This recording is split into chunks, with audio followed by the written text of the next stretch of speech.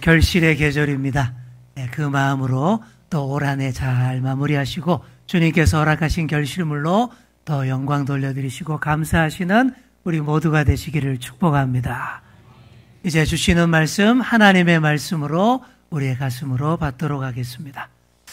230년 전 프랑스와 오스트리아가 전쟁을 할 때의 이야기입니다.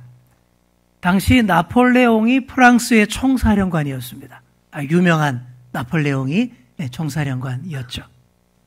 다리 하나를 사이에 두고 오스트리아군과 프랑스군이 딱 마주보고 대치하고 있었는데 다들 무서워서 차마 다리를 건너서 돌격을 하지 못하고 있었습니다. 그때 총사령관 나폴레옹이 프랑스의 깃발을 딱 들고 혼자 그 다리를 건너서 돌격하기 시작했습니다. 총탄이 막 비오듯 쏟아져요. 그래도 막 달려갑니다. 그런데도 이 프랑스 병사들이 두려워서 꼼짝 못하고 가만히 있는 거예요. 나폴레옹이 다리 한가운데까지 갔습니다. 거기서 뒤를 돌아보며 외칩니다. 나를 따르라. 그제야 프랑스 병사들이 정신을 차립니다. 용기를 냅니다. 다 같이 다리를 건너서 뜁니다. 그렇게 다리를 넘어서 오스트리아 군대를 크게 무찌를 수 있었습니다. 자, 이 얘기는요, 나폴레옹 위인전에 다 나오는 아주 유명한 에피소드입니다.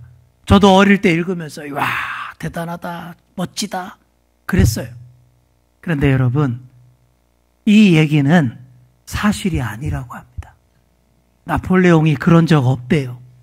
당시의 언론과 위인전을 쓴 작가가 만들어낸 얘기입니다. 영웅 만들기예요. 왜 이렇게 있지도 않은 사실을 꾸며서 영웅 만들기를 할까요?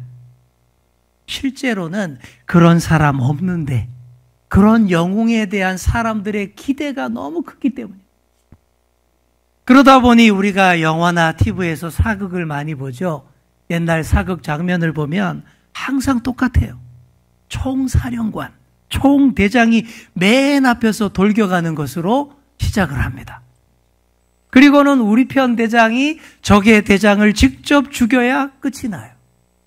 저도 오래전에 태조왕건 열심히 봤는데 그거 보면요 맨날 그래 똑같아요. 왕건이 왕인데 총대장인데 제일 앞에서 말 타고 칼 들고 돌격해요. 그리고 제일 많이 적군을 죽여요. 드라마니까, 영화니까 그렇게 표현을 한 것이지 실제로는 절대 있을 수 없는 말도 안 되는 얘기입니다. 왜 말이 안 되죠? 총사령관이 불사신도 아닌데 맨 앞에서 그렇게 나가 싸우다가 죽어버리면 그 전투는 어떻게 이끕니까? 그러면 안 되잖아요. 당연히 지휘관들이나 총사령관은 저 뒤에 후방에서 안전한 데서 지켜보면서 지휘를 합니다. 그게 맞아요. 그런데 그것 때문에 지휘관들이 병사들의 오해와 미움을 많이 받습니다. 병사들은 죽음의 위협을 바로 앞에서 직면하는데 지휘관들은 저기 안전한 후방에 앉아서 이래라 저래라 한다고 생각하기 때문이죠. 예나 지금이나 일반 병사들은 똑같이 생각합니다. 이렇게 생각합니다. 진정한 지휘관, 진짜 대장이 누구냐? 부하들의 고통과 어려움을 다 이해하고 부하들만 고통 속으로 위험 속으로 몰아넣지 않고 앞장서서 달려가며 나를 따르라. 이런 사람이 진짜 대장이 아니겠는가? 그렇게 생각을 해요. 지금도 전쟁이 한창입니다. 러시아와 우크라이나, 이스라엘과 팔레스타인의 전쟁이 끝날 줄을 모릅니다. 러시아의 푸틴, 우크라이나의 젤렌스키, 이스라엘의 네타냐후가 다 똑같이 전쟁을 끝낼 생각이 없어요. 왜 그럴까요? 지금 이대로 전쟁을 끝내면 자기 권력에 문제가 생기기 때문입니다. 아주 특출한 성과를 못 냈기 때문입니다. 그래서 꽃다운 청춘들을 끝도 없이 죽음의 전장으로 몰아넣고 있습니다. 저는 이 푸틴, 젤렌스키, 네타냐후 딱 불러가지고요. 총 한 자루 딱 쥐어주고 당신이 제일 앞에서 돌격하세요. 이렇게 말하고 싶습니다. 돌격 안 하면요, 엉덩이를 뻥 주차면서 그냥 밀어넣고 싶어요. 그래야 전쟁이 얼른 끝납니다. 전쟁의 역사가 늘 똑같아요. 권력의 눈먼 자들이 안전한 후방에 앉아서 자기 국민을 끝없이 죽음의 나락으로 몰아넣고 있는 것. 항상 똑같은 전쟁의 역사입니다. 진심으로 나라와 민족을 위해 어쩔 수 없는 전쟁을 이끄는 지도자라면, 그리고 자기부터 앞장서 나아가는 지도자라면 저는 진심으로 존경할 겁니다. 그러나 그런 지도자가 진짜 없어요. 간혹 있지만 거의 없어요. 그러나 성경은 얘기합니다. 이런 진짜 지도자가 있다 라고 소개를 합니다. 누구일까요? 우리의 예수님이십니다. 우리의 총사령관 대장 되시는 우리 주님이십니다. 어느 날 예수님께서 따로 기도하고 계시는데 제자들이 그 옆에 딱 섰습니다. 그 제자들을 향해서 우리 예수님이 이런 질문을 던지십니다. 무리가 나를 누구라고 하느냐? 세상 사람들이 예수님에 대해 어떻게 알고 있더냐라는 질문이죠. 요즘으로 치면 여론조사 뭐 이런 것입니다. 그러자 제자들이 이렇게 대답을 합니다. 어떤 사람은 세례 요한이라고 합디다. 어떤 사람은 엘리야라고 하던데요. 옛 선지자 중에 한 사람이 살아났다? 이렇게 말하는 것도 제가 들었습니다. 당시 사람들이 바라보는 예수님의 이미지였습니다. 위대한 설교자, 기적을 행하는 자, 예언자 중에 한 사람. 하지만 여러분, 이 중에서 답이 나왔습니까? 안 나왔습니까? 답이 안 나왔어요. 현대인들도 예수님에 대해서 이렇게들 말합니다. 예수님은 훌륭한 종교 지도자입니다. 훌륭한 선생이며 인권운동가입니다. 개혁가입니다. 심지어 위대한 CEO입니다. 이렇게 말하는 사람도 있어요. 그러나 여전히 정답이 안 나왔습니다. 사랑하는 성도 여러분, 다른 사람이 예수님을 어떻게 아느냐? 이게 중요하지 않아요. 내가 예수님을 어떻게 알고 있느냐? 이게 중요합니다. 그리고 그 예수님이 나에게 어떤 분이시냐? 이게 진짜로 중요합니다. 그래서 예수님이 제자들에게 다시 물으십니다. 자, 세상 사람들은 그렇다 치고 너희들은 나를 누구라고 하느냐? 아주 중요한 질문을 하신 거예요. 자, 우리 옆에 계신 분께 한번 이렇게 물어보겠습니다. 당신은 예수님을 누구라고 하겠습니까? 굉장히 중요한 질문이에요. 자, 요즘은 안 그러는데 예전에 우리 아내가 저를 향해서 목사님 하고 부를 때가 있었습니다. 그렇게 부르면 진짜 별로더라고요. 왜냐하면 제가 뭔가 목사답지 못한 짓을 할 때 목사님 이렇게 부르는 것이기 때문에 너무 찔리고 부담이 되는 거예요. 다 저를 목사라고 부르고 특히 우리 성도님들은 저를 목사님 이렇게 부르면 존중을 담아 부르는 것이기 때문에 제가 기분이 좋은데 제 아내에게만큼은 목사님 이렇게 불리고 싶지 않습니다. 그저 사랑하는 남편으로 여보 당신으로 불리고 싶을 뿐입니다. 그래서 만약에 또다시 우리 아내가 절더러 목사님 이렇게 부른다면 저는 이렇게 반문하려고 합니다. 당신은 나를 누구라고 하느냐? 참 중요한 질문이에요.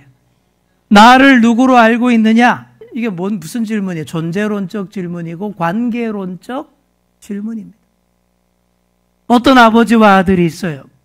이 아버지는 아주 훌륭한 분입니다. 공부를 많이 해서 박사학위도 따신 훌륭한 학자이고 구제 사업도 많이 해서 불쌍한 사람을 많이 도와준 훌륭한 인격의 소유자입니다.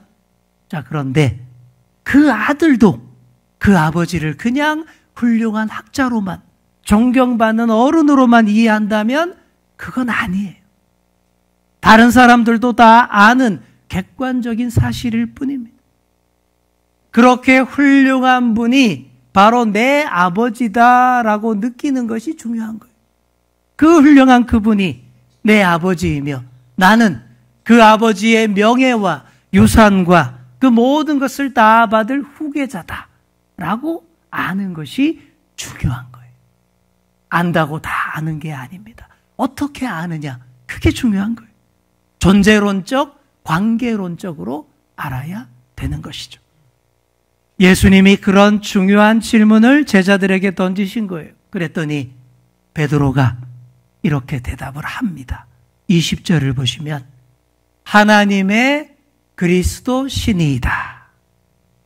정답입니다. 정확하게 정답을 적었어요. 우리 예수님은 그리스도이십니다. 그리스도는 헬라어로 크리스토스라고 하는데 히브리어로는 메시아. 그러니까 그리스도, 메시아 똑같은 말입니다. 무슨 뜻일까요? 기름 부음 받은 자. 이런 뜻입니다. 옛날 이스라엘은 왕을 세울 때에, 제사장을 세울 때에, 선지자를 세울 때에 그 머리에 기름을 발랐습니다. 특히 왕의 머리에 기름을 부어서 그가 왕이며 백성의 구원자다라고 선포했습니다. 정말 그리스도이신 우리 예수님은 모든 인류의 구원자이시며 만왕의 왕이 맞는 줄 믿습니다. 그리고 하나님의 그리스도입니다라고 말했습니다. 하나님의 아들, 하나님이 보내신 그리스도 맞습니다. 하나님께서 보내신 그리스도 메시아가 예수님이십니다. 베드로가 정답을 맞힌 거예요. 그래서 저도 이 베드로의 신앙 고백을 수도 없이 사용했습니다. 제가 목사가 되기까지 당신의 신앙 고백을 하라 라는 요구를 수도 없이 많이 받았습니다. 신학대학원 지원하기 위한 노회 추천을 받을 때, 신학대학원 입시시험을 볼 때, 목사고시를 볼 때, 목사 청빙을 받을 때 이 질문이 끝도 없이 이어지더라고요. 근데 그때마다 저는 이 베드로의 신앙 고백에다 살을 더 붙여서 고백하곤 했습니다. 자, 그런데 여러분, 이 베드로의 신앙 고백은 정답은 맞는데 초점이 안 맞는 신앙 고백이었습니다. 이게 무슨 말일까요? 예수님이 메시아 그리스도이십니다라고 한 것은 정답이 맞지만 그리스도가 어떤 분이신지 베드로가 정확히는 알지 못하고 정답을 쓴 거예요. 이게 마치 수능 시험을 볼 때 이 사지선다형 문제의 답을 적는데 정답은 3번 딱 대충 찍어서 맞췄는데 왜 정답인지 정확히는 모르고 정답을 쓴 것과 같다라는 것이죠. 베드로는 전통적 유대인들의 개념에서 그리스도를 이해했습니다. 유대인들은 현실의 고달픈 그 상황을 극복하고 새로운 시대를 열어줄 정치 지도자가 메시아로 올 것이다. 그게 메시아다. 그리스도다. 그렇게 믿었습니다. 그러니까 다윗처럼 위대한 왕이 현실의 정치 지도자로 나타나서 이스라엘 나라를 세계 최강의 나라로 만들고 온 세계를 주도하는 시대가 올 것이다 라고 믿는 것이 유대인들이 생각했던 그리스도, 그거예요. 베드로가 이런 개념으로 예수님, 당신이야말로 하나님의 그리스도이십니다. 이렇게 고백했던 거예요. 그러니 정답은 맞췄지만 다음에 이어질 후속 조치가 제대로 나올 수가 없는 거예요. 그래서 우리 예수님께서 바르게 알려주십니다. 일단 주의부터 주십니다. 경고하시며 이 말을 아무에게도 이르지 말라 이렇게 명하셨죠. 아직 예수님이 십자가를 져야 할 때가 무르익지 않았기 때문에 일단 쉬쉬 합니다. 그리고 이때부터 예수님이 십자가 고난에 대해서 예언의 말씀을 하십니다. 자, 우리 22절 말씀을 우리 화면으로 한번 보시겠습니다. 이르시되 인자가 많은 고난을 받고 장로들과 대제사장들과 서기관들에게 버림받아 죽임을 당하고 제3일에 살아나야 하리라 하시고. 아멘. 예수님의 십자가 고난과 부활을 여기서 처음으로 예언을 시작하신 거예요. 이전에는 이런 말씀 안 하셨습니다. 그런데 제자들 수준이 조금 올라와서 베드로가 그래도 제대로 된 신앙 고백을 하니까 비로소 이런 중요한 말씀을 하기 시작하신 거예요. 자, 무슨 얘기입니까? 그리스도라는 것이, 메시아라는 것이 너희가 아는 것처럼 현실의 정치 지도자, 왕이 되어서 이 땅만을 다스리는 그런 그리스도가 아니다라는 거예요. 고난당하고 죽임당하지만 3일 만에 다시 부활하는 그런 그리스도다라는 거예요. 그렇게 부활하셔서 이 땅만이 아니라 온 천하 만물을 다스리는 그런 그리스도다. 그 얘기를 하시는 거예요. 여러분, 제자들이 이 얘기 듣고 그때 이해했을까요? 못했을까요? 전혀 이해 못합니다. 통 뭔 소리인지 알아듣지를 못합니다. 그래서 예수님이 계속해서 그리스도의 길이 어떤 길인지 알려주십니다. 그리고 그리스도를 따르는 제자의 길이 어떤 것인지를 계속해서 알려주십니다. 그게 23절 이하의 말씀인 거예요. 이런 말씀드립니다. 아무든지 나를 따라오려거든 자기를 부인하고 날마다 제 십자가를 지고 나를 따를 것이니라. 누구든지 제 목숨을 구원하고자 하면 잃을 것이요 누구든지 나를 위하여 제 목숨을 잃으면 구원하리라. 예수님이 주님을 따르고자 하는 우리에게 결코 꽃길만을 알려주지 않으셨습니다.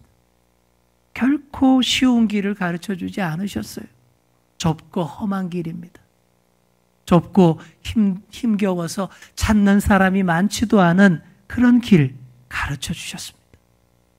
주님의 길을 가려면 먼저 자기를 부인해야 합니다. 한번 따라해 볼까요? 먼저 자기를 부인해야 합니다. 자기를 부인한다라는 것은 자기를 버린다라는 뜻이에요. 세상에서 제일 어려운 것이 자기 자신을 버리는 일입니다. 여기서부터 우리가 걸려요. 다들 나를 못 버려서 예수님의 제자가 되지 못하는 겁니다. 나를 부인하는 것은 나의 주인이 내가 아니다 라고 고백하는 거예요. 내가 가진 모든 것들도 내 것이 아니라 다 주님의 것이다 라고 진심으로 말하는 것입니다. 이게 출발점이에요. 여기에서부터 주님을 따를 준비가 되는 것입니다. 자, 그리고 그 다음이 더 어렵죠. 날마다 자기 십자가를 지고 따르라. 한번 따라해 보겠습니다. 날마다 자기 십자가를 지고 예수님을 따르라. 여러분, 지금은 십자가 이미지가 어떻습니까? 지금은 십자가가 거룩하고 성스럽고 아름다워요. 지금의 현대인들에게 십자가는 아름답고 이쁘고 액세서리로도 만들어서 장식용으로 쓰는 아름다운 물건입니다. 하지만 원래 십자가는 그렇지 않아요. 예수님 당시의 십자가는 끔찍한 사형 틀이었을 뿐입니다. 너무 끔찍해서 로마인들에게 사용하지 않고 노예들에게나 피정복민들에게나 사용하는 형틀이었습니다. 여러분 생각해 보세요. 여러분 중에 누군가가 교수형에 쓰이는 밧줄을 목걸이로 만들어서 싹 걸고 나와 보세요. 말도 안 되죠. 또 누군가가 미국의 사형 도구로 쓰는 그 전기의자 이걸 딱 목걸이로 만들어서 끼고 나와 보세요. 말도 안 됩니다. 십자가의 의미를 제대로 모른 채 액세서리로만 달고 다니는 사람이 바로 이와 같다라는 거예요. 예수님이 태어나신 것보다 70년 앞서서 스파르타쿠스라는 노예가 반란을 일으켰습니다. 스파르타쿠스라는 이름 들어보셨을 거예요. 옛날에 영화로도 만들어졌고 뮤지컬로도 나왔고 10여 년 전에 미국 드라마로 우리나라에서도 굉장히 인기를 끌었던 그 작품의 이름입니다. 학대당하던 노예들을 이끌고 자유를 얻기 위해 싸웠기 때문에 자유의 상징이 된 이름이 스파르타쿠스입니다. 그렇게 싸우다가 결국 로마 군대에 진압당하고 수많은 노예가 전쟁에서 죽습니다. 그리고 6,000명이나 되는 노예가 포로로 잡혔어요. 로마가 그 포로로 잡힌 6천 명을 다 십자가에 못 박습니다. 발란지에서부터 로마 도시까지 양쪽 도로에 가로수처럼 6천 개의 십자가를 쭉 달아놨습니다. 그때부터 이 십자가가 혐오의 상징이 된 거예요. 십자가의 끔찍함을 당시 사람들에게 아주 강렬하게 새긴 사건이었습니다. 그래서 당시 사람들이 십자가라면 진저리를 쳤어요. 십자가를 입에도 담지 않을 정도로 혐오했습니다. 그런데 예수님은 그런 십자가를 지고 따라오라. 이건 정말 당시 사람들에게 충격적인 말이었어요. 엄청난 희생과 모욕과 고통을 감수하고 예수님의 길을 따라오라 라는 말씀입니다. 그렇게 할 때에 오히려 구원받을 것이다 라고 말씀하셨습니다. 누구든지 제 목숨을 구원하고자 하면 잃을 것이요 누구든지 나를 위하여 제 목숨을 잃으면 구원하리라 말씀하셨습니다. 많이 들어본 말이죠. 이순신 장군이 명량해전을 앞두고 부하들에게 했던 말이 이겁니다. 살고자 하면 죽을 것이요 죽고자 하면 살 것이다. 이 명언의 원조가 우리 예수님이셨던 거예요. 우리는 인간입니다. 우리는 사람입니다. 우리는 사람이기에요. 이런 말씀이 진짜 큰 부담이에요. 정말 큰 부담을 가질 수밖에 없습니다. 세상에 자기 목숨보다 더 소중한 게 어디 있습니까? 아무리 자유와 평등과 정의의 가치가 위대하다라고 중요하다라고 해도 그것을 위해 죽으라? 그러면 못해요. 그만큼 귀한 것이 우리의 목숨, 우리의 생명입니다. 그런데 예수님은 진짜로 생명을 찾는 방법을 말씀하시는 거예요. 이 땅에서의 생명을 다 넘어서서 영원한 생명을 말씀하시는 것입니다.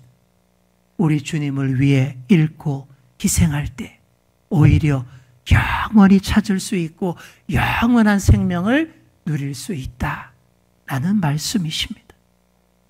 오늘날 많은 성도들이 영광의 십자가만 찾습니다. 오늘날 많은 성도님들이 매끈매끈하고 아름다운 십자가, 부드러운 십자가만 찾습니다. 하지만 십자가는 원래 그렇지 않습니다. 울퉁불퉁하고 거칠고 험하고 무거운 게 십자가입니다. 오늘날 많은 현대인들이 고상하고 행복하고 편안한 예수쟁이들이 다 되고 싶어 합니다. 그러나 예수님은 분명히 말씀하셨어요. 영광의 길 걷기 전에 고난의 길 먼저 걸어라 말씀하셨습니다. 그렇게 할 때에 진짜 자기의 생명을 찾을 수 있다라고 말씀하셨습니다. 사랑하는 성도 여러분, 우리가 이 세상에서만 살고 사라질 생명이 아니라는 것 다 아시죠? 아멘? 이래가지고 안 됩니다. 우리가 이 땅에서만 살고 사라질 생명이 아니라는 거 다 아시죠? 아멘 하셨어요. 앞으로 있을 영원한 삶을 생각한다면 못할 것도 없지 않습니까? 하나님 나라가 완성될 때 우리가 예수님 곁에 설 텐데 그때 부끄러움 없어야 하지 않겠습니까? 그렇다면 바로 지금 우리에게 주어진 이 고난의 길을 걸어야 합니다. 부활의 영광의 면류관은 고난을 통과한 다음에 있는 거예요. 처음부터 꽃길 밟아서 영광이 우리에게 주어지지 않습니다. 십자가의 고난의 길 통과한 다음에 영광의 부활이 있고 면류관이 있는 것입니다. 그러니 지금 우리가 해야 할 일은 날마다 나를 부인하며 내가 져야 할 십자가 짊어지고 주님 따라가는 것입니다. 무엇보다 우리 주님은요, 우리가 감당 못할 일을 결코 요구하지 않으십니다. 우리의 총사령관 되시는 예수님께서 먼저 당신의 십자가를 지시고 앞장서 가셨어요. 그리고 나서 그 십자가 위에서 나를 따르라 이렇게 말씀하셨습니다. 가장 무겁고 처절하고 큰 십자가, 가장 험하고 고통스러운 십자가는 예수님께서 이미 다 짊어지시고 걸어가셨다라는 말입니다. 그렇게 하심으로 이 세상을 악한 마귀, 악한 사탄의 영들의 권세를 다 이겨 놓으셨습니다. 우리는 주님께서 이미 다 이겨 놓은 곳에 진군해서 승리의 깃발만 꽂으면 되는 거예요. 승전가만 힘차게 부르면 되는 것입니다. 우리가 날마다 짊어져야 할 십자가는 주님 덕분에 한결 가벼워진 십자가입니다. 우리가 능히 감당할 수 있는 작은 십자가입니다. 부끄러운 나를 날마다 내려놓고 내게 주어진 그 작은 십자가 나도 지고 주님 뒤를 따라가시는 저와 여러분이 다 되시기를 축복합니다. 자, 우리 옆에 계신 분께 이렇게 말해주겠습니다. 주님이 먼저 가셨습니다. 우리도 십자가 지고 따릅시다. 사랑하는 성도 여러분, 여러분은 예수님을 누구라고 하겠습니까? 세상 사람들처럼 그렇게 알지 마시고 우리 주님은 하나님의 그리스도이시고 무엇보다 그분이 나의 구원자, 나의 주님이십니다. 이렇게 바르게 알고 바르게 고백하시기를 축복합니다. 또한 그분이 먼저 가셨던 길을 따라서 날마다 나를 부인하며 내게 주어진 작은 십자가 나도 지고 주님을 따라가시는 그런 저와 여러분 다 되시기를 간절히 축원합니다. 기도하겠습니다. 주님 감사합니다. 우리는 편안한 꽃길만을 원하고 넓은 길, 넓은 문을 좋아하지만 예수님이 먼저 가셨던 그 십자가의 길을 바라보며 다시금 결단하기를 원합니다.